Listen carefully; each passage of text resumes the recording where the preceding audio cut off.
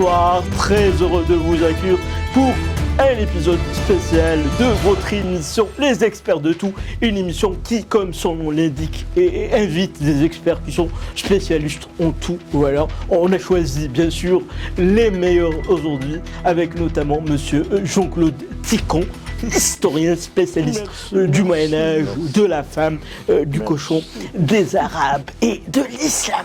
Alors, monsieur Jean-Claude Ticon, vous venez de faire paraître un livre chez les éditions Vichy, un livre polémique intitulé Hitler, c'est arabe. Expliquez-nous. Comme nous le savons tous de manière claire, Hitler a été influencé par ses parents qui étaient autrichiens. Il a été aussi influencé par des philosophes de son époque et notamment Friedrich Nietzsche. Mais il a été aussi influencé, et ça beaucoup de monde ne le sait pas, par sa nounou, oui exactement, qui s'appelait Afida. Afida, je vais le prononcer comme ils le prononcent eux en arabe, puisque j'ai étudié l'arabe également, de la philologie. Afida. Donc il a été influencé par Afida.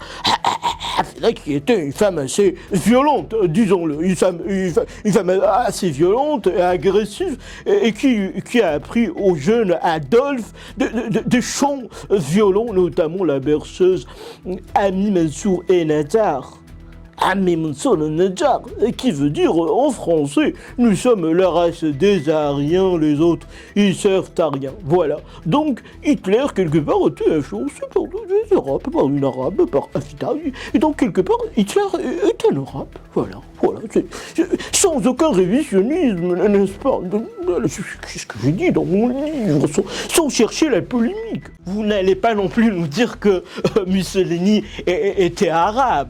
Écoutez, Benito Mussolini s'appelle bien, réfléchissez, Benito, ça a une consonance algérienne, n'est-ce pas, sans aucune démagogie, n'est-ce pas, sans stigmatiser qui que ce soit.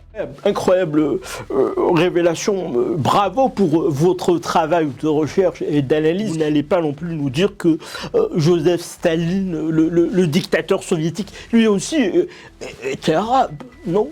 Écoutez, moi je n'ai jamais dit que Joseph Staline était arabe. D'ailleurs, Joseph Staline, regardez-le. Son nez, sa moustache, comme c'est sûrement kabyle. D'ailleurs, son nom Staline, c'est du kabyle. Du verbe kabyle, installer, s'installer.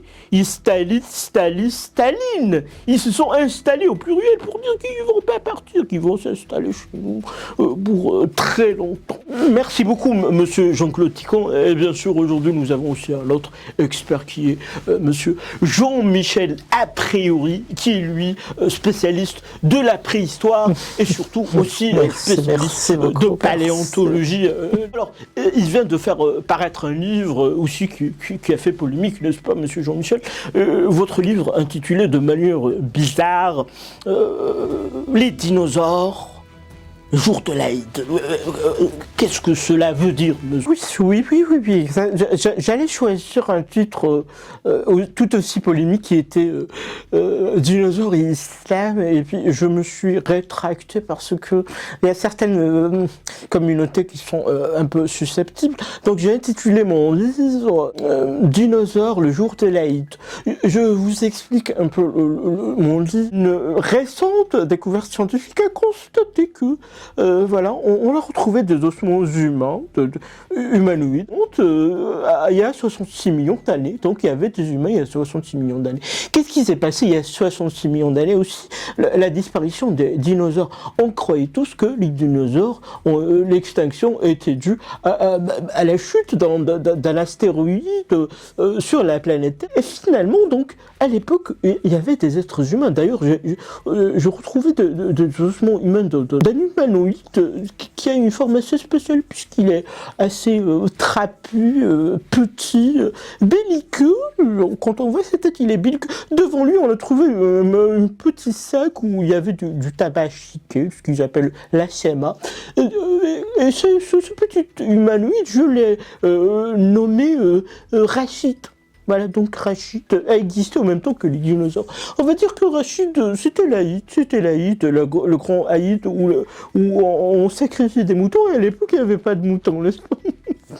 Et donc c'est pour ça que Rachid, n'ayant pas de moutons, lui et tous ses copains Rachid ont sacrifié des dinosaures. Voilà, donc ils ont sacrifié tous les dinosaures de la planète et c'est pour ça que les dinosaures ont disparu. Voilà.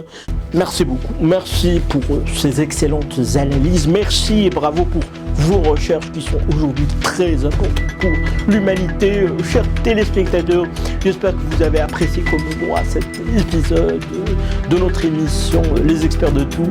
On se retrouve semaine prochaine toujours sur votre chaîne, la meilleure chaîne, No News. Merci beaucoup, bonne soirée, au revoir.